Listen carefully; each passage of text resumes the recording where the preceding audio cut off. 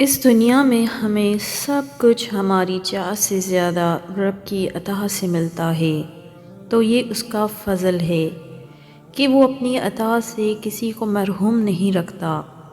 ہاں، بس وقت مقرر ہے۔ بے شک اس کی رضا میں ہی سکون ہے۔ امام زین العابدین رحمۃ اللہ علیہ دعا سے پہلے فرمایا کرتے تھے کہ اے اللہ، دعا صرف اس لیے مانگتا ہوں کیونکہ یہ تیرا حکم ہے، ورنہ میں کون ہوتا ہوں تجھے مشورہ دینے والا کہ میرے لیے کیا بہتر ہے۔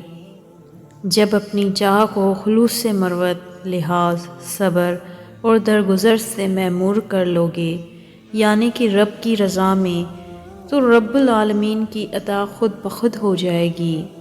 جس طرح رات کے بعد صبح ہوتی ہے، اسی طرح دعا کے بعد اللہ کا کن ہوتا ہے۔ جب قبولیت کا وقت آتا ہے تو خدا کی مرضی تمہارے حق میں ہوتی ہے، یا پھر نصیب کا لکھا تمہیں ملنا ہوتا ہے تو خدا فرماتا ہے کہ کن فیکن ہو جا، تو پھر ہو جاتا ہے۔ اسی لمحے میں دنیا کی ہر چیز مل کر تمہیں منزل تک کھینچ لاتی ہے، خدا کی مرضی کو پورا کرنے کے لیے، اور وہ ہو کر رہتا ہے جو منظور خدا ہوتا ہے۔ کیونکہ دعا کی قبولیت کے لیے ضروری ہے کہ انسان اپنے سارے وجود کو ایک نقطے پر مرتکز کر لے اور پھر دیکھے کہ سارا وجود کیسے دعا میں ڈل جاتا ہے، اور حالت اضطرار میں مانگی جانے والی دعا کی قبولیت کی راہ میں کوئی شے حائل نہیں ہو سکتی۔ اس کی مثال ایسے ہے کہ جیسے کسی ماں سے اس کے بچے کو اوجھل کر دو اور اس بچے کی گمشدگی کی اطلاع دے کر اتنا کہہ دو کہ بس اب دعا کرو، پھر دیکھو کہ ماں کا وجود کیسے دعا میں ڈل جاتا ہے۔ وہ رب تو وہ ہے جو جنگلوں میں بھی راستہ نکال سکتا ہے، سخت گرمی میں بارش برسا سکتا ہے۔ وہ آپ کا اللہ ہے، آپ کی اذیت کو سکون میں بھی بدل سکتا ہے۔ تمہاری دعاؤں کو اللہ پہلے ہی قبولیت کا حصہ بنا دیتا ہے۔ آزمائش میں ڈالنے کی وجہ یہ ہوتی ہے کہ وہ تمہارا یقین آزماتا ہے۔ جب تم کامل یقین رکھتے ہو تو پھر وہ دینے کے اسباب پیدا فرما دیتا ہے۔ ناممکن جیسی چیزیں اللہ پاک کبھی مقدر میں نہیں لکھتے۔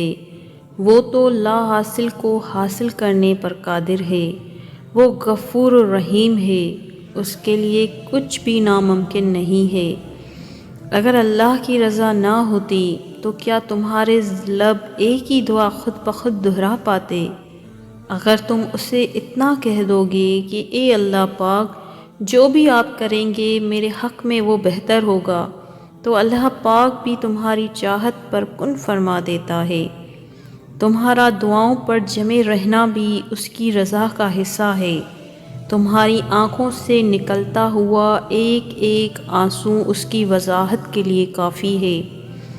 اکثر ہم دیکھتے ہیں کہ ہمارے سامنے بہت سے لوگوں کی دعائیں قبول ہو رہی ہوتی ہیں، ان پر عنایتیں کی جا رہی ہیں، ہماری دعا کا جواب ابھی تک نہیں ملا۔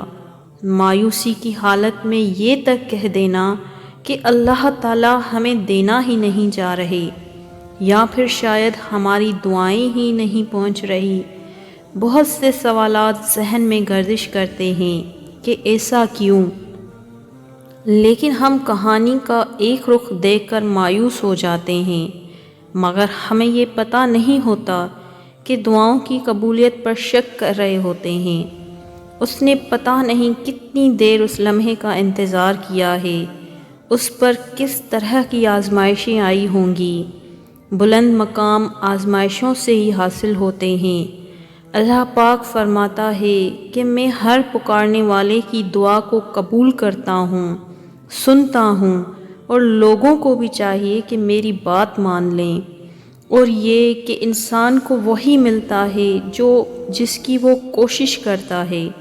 کچھ چیزیں دیر سے ملیں گی، تو دعا کرتے رہنا، صبر کرنا، بے شک وہ رب ذوالجلال صبر کرنے والوں کے ساتھ ہے، اور یقین گہرا ہو تو ہر دعا قبول ہوتی ہے۔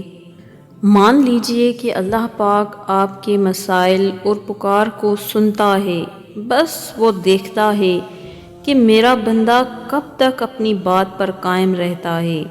دل اور زبان کے درمیان لٹکی تمہاری تمام دعائیں اس کے علم میں ہیں، وہ قبولیت کا منصوبہ بنا لیتا ہے، تب وہ تمہارے دل سے ان چیزوں کا خیال نہیں نکلنے دیتا جن کے تصور سے تم دعا کے لیے ہاتھ اٹھاتے ہو۔ یقین رکھو وہ کن فیکون ضرور کرے گا۔ دعائیں قبول ہوتی ہیں، بس مانگتے رہو، کیونکہ وہ وحدہ لا شریک ذات اپنے بندے کے مانگنے پر خوش ہوتا ہے۔ اپنی حیثیت دیکھ کر نہیں، بس اس کی شان دیکھ کر مانگیے، وہ ضرور سنتا ہے اور دعاؤں کو قبولیت کا شرف بھی عطا کرتا ہے۔ وقت گزر جاتا ہے، اندھیرا کتنا ہی گہرا کیوں نہ ہو جھٹ جاتا ہے، مایوسی کتنی ہی لمبی کیوں نہ ہو رحمت آ ہی جاتی ہے۔ اسی طرح آزمائش کا دور کتنا بھی سخت ہو اللہ ختم کر ہی دیتا ہے۔ صبر بڑے معجزے لاتا ہے جن کا امکان زندگی میں کہیں نظر نہیں آتا۔ جلد ہی مشکل ختم ہوگی تمہاری، دعا قبول کر لی جائے گی، تمہارا ہر انشاءاللہ الحمدللہ میں تبدیل ہو ہی جائے گا۔ قبولیت کا منظر قریب ہے، تم شکر کی تیاری کرو۔